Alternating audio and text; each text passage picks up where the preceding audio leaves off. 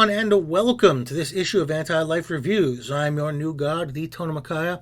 We're going to be back on track for March, where in this Oh Humble of Smarch, we'll be looking at comics written by famous and controversial comic book writer Warren Ellis. And we start with one of his more well-known runs, whether it was well-written or not, but this is going to be Thunderbolts, Volume 1, Issues 110 to 121, covering two arcs called Faith in Monsters and Caged Angels, published by Marvel Comics from March 2007 to August 2008.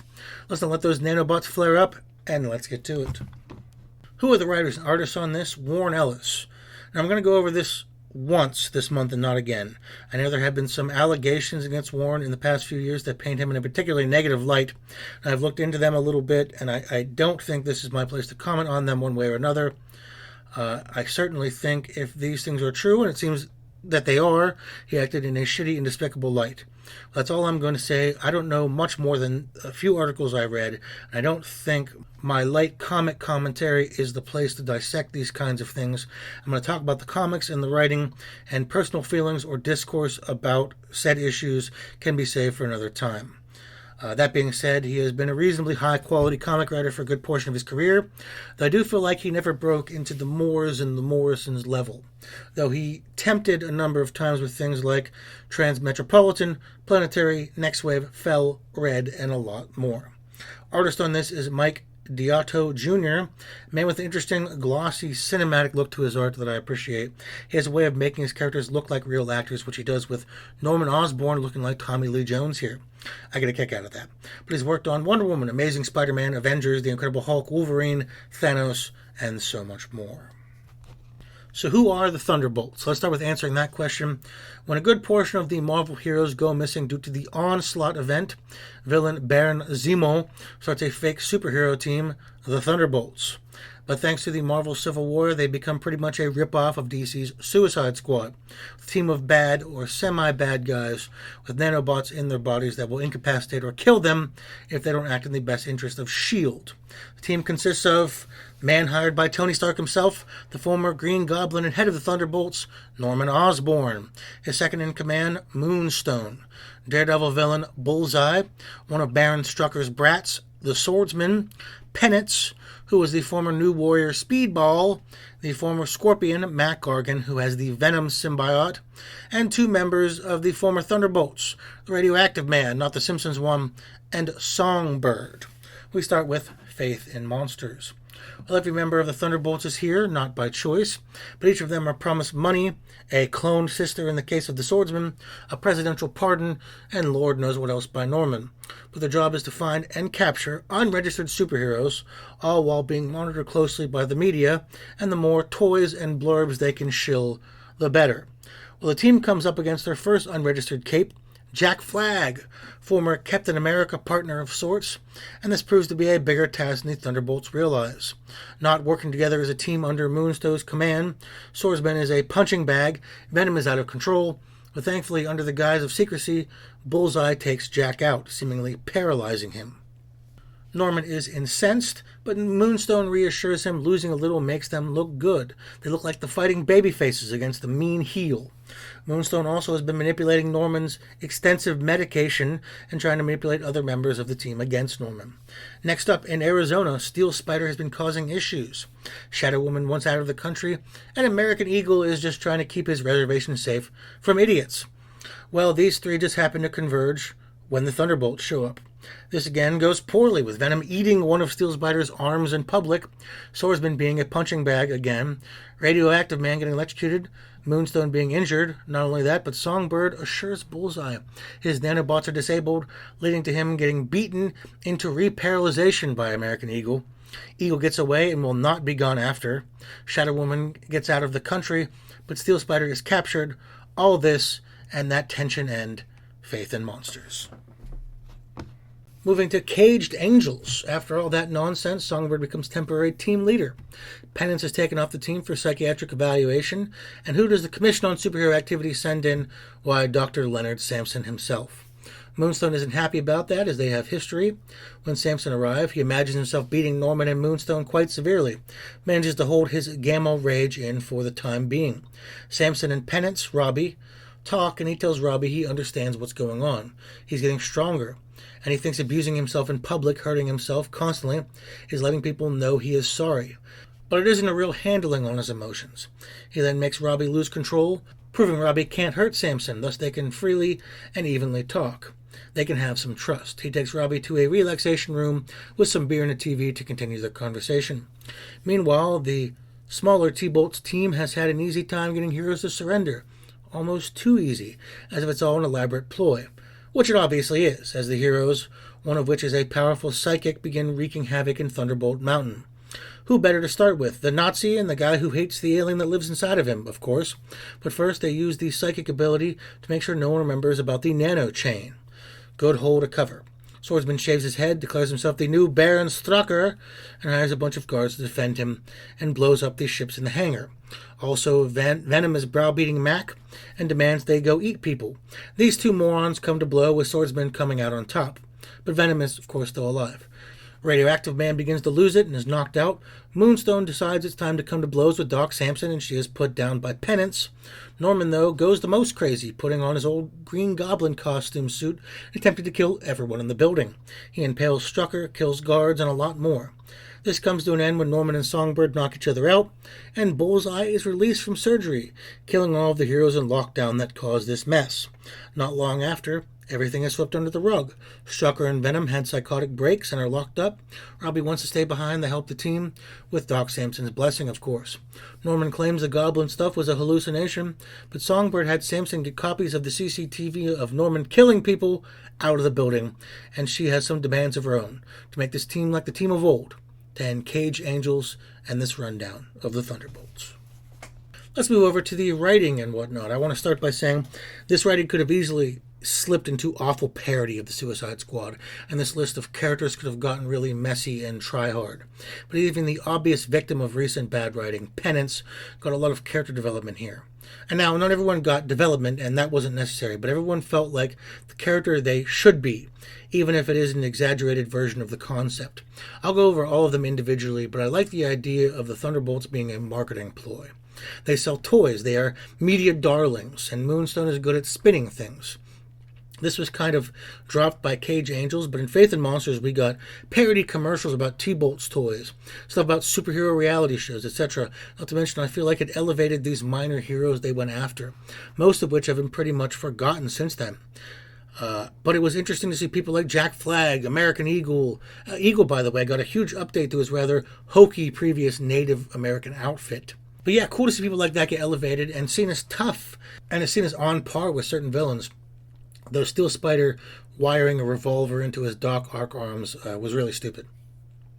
We also get this dynamic, and it might sound weird, but it almost comes off like a real-world type show at times. I mean real-world, the MTV show. The dialogue is so refreshing. It reads like a bunch of people who don't really like each other, talking to each other. We get interviews, talking head portions. We get private conversations, alliances, etc. Who was going to do the dishes? It's all very well done.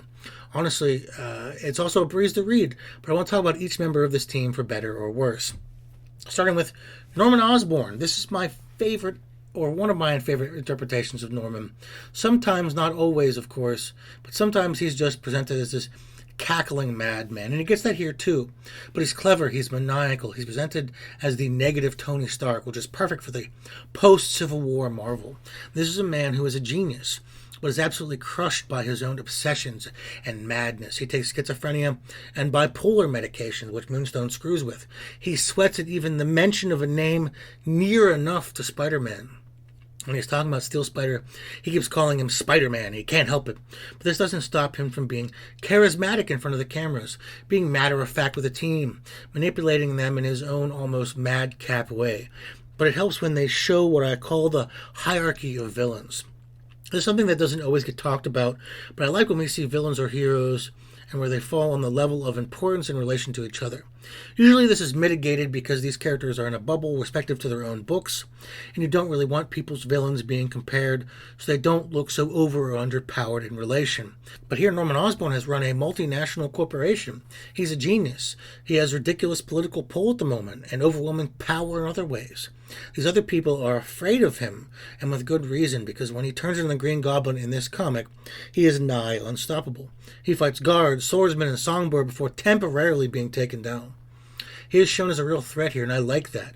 Not to mention some of the best lines in the comic, such as, "Good old Norman Osborn, he'll bail us out. He'll save the day. He'll be the hero. Norman will make the hard choices. Norman has no feelings. Norman will make the girl pregnant and snap her neck in public." Of course, he's referring to Gwen Stacy there. Also, "I'm a frickin' martyr to my own innate heroism. And I am the closest thing to God you are ever likely to meet." And of course, note to self, give naked dictation more often. Just great stuff. Moving over to Moonstone, another excellent representation of this utterly detestable trollop. She is the wine aunt. She is every pyramid scheme woman you've met. Every woman shilling her OnlyFans in inappropriate places. She's a representation of that. And I say this tongue-in-cheek. She's toxic femininity made flesh. She thinks she's much smarter and much more manipulative than she is. She attempts to be a field leader but has no idea about tactics, so all of her powers are from the Moonstones. She has rivalries with literally everyone she can't manipulate. And the only person she can manipulate is Swordsman, and he's a Nazi idiot. But none of this makes her any less dangerous. Quite the opposite. Quite the contrary. It makes her more, because she will double down on her own bad ideas, and she will do anything she can to cover her ignorance. She is pretty and charming enough to spin the stories of the Thunderbolts' general incompetence, and I like her real undoing was not the prison manipulations. It was her inability to handle a rivalry with fellow psychiatrist Leonard Sampson. She didn't want to be outdone in any way, and she ends up done entirely. To Bullseye. Bullseye has a lot of mixed characterizations throughout the years, but here he is a pure monster. He isn't even shown or known to the public as part of the team. He comes in with his own special guards, kills or maims, and is whisked back to lockup. He is on perpetual and permanent lockdown, as per Norman's request. And Norman doesn't trust, like, or respect Bullseye in the slightest. He also knows how to tug at his real fears, being paralyzed years before. Daredevil paralyzed Bullseye, and in that famous scene from Daredevil Volume 1, Issue 191 by Frank Miller, Daredevil plays Russian roulette with Bullseye. We flash back to that. And when the Songbird convinces him the nano chain is down, he gets shocked and beaten into temporary paralysis by American Eagle, which was awesome. The horror in his eyes is palpable. But then he gets fixed and kills a bunch of people, so he really learned nothing.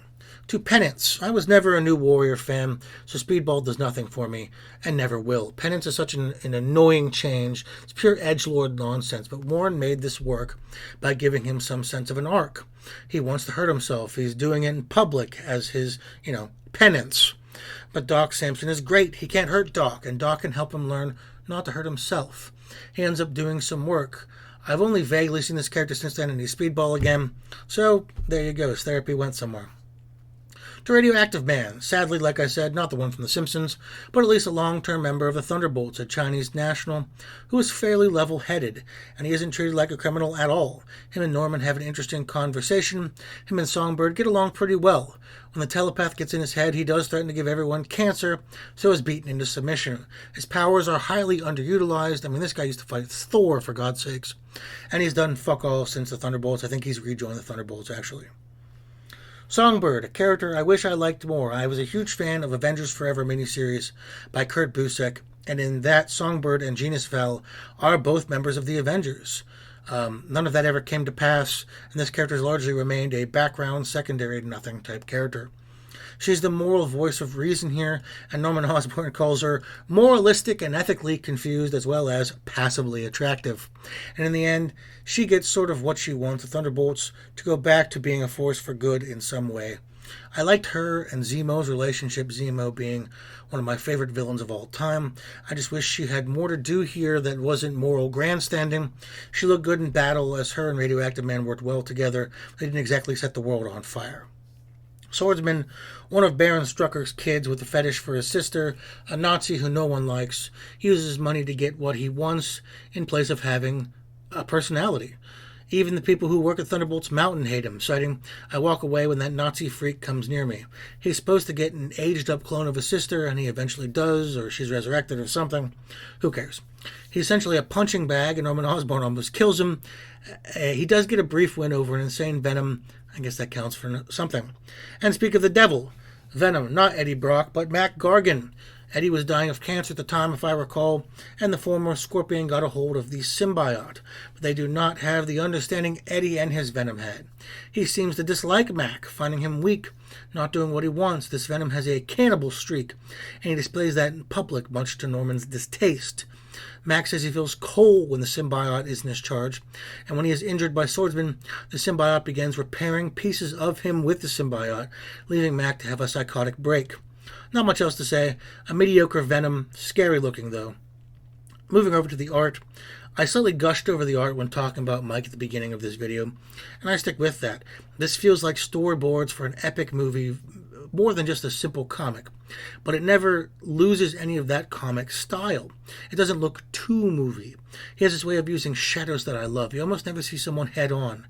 They are disguised a little bit with their eyes shining. He has a lot of expression and intent in his characters' faces. His Green Goblin design is absolutely beautiful. I mentioned he has Norman look like Tommy Lee Jones, and I'm sure the other characters are modeled after celebrities, and usually this would bother me, but here it actually worked. It kind of gives them an inherent voice, and I don't think it was overtly gratuitous. I do find his action sequences to be a little bit messy, but I don't know if that was the nature of the Thunderbolts being sloppy, or just his inability to frame a fight up to snuff. It's hard to tell, as all the action is in this frantic and confusing way, by nature of the team not being a real team, of course. That's my only real gripe. I also love his outfits. They look like superhero outfits, sleek and cool, with some updated designs for a good portion of the characters. Great art on this. Overall, in a vacuum, I enjoyed the hell out of this, and I think most comic fans will. It's funny, violent, compelling, well-written, has some goddamn good art, with some characters that don't get enough love.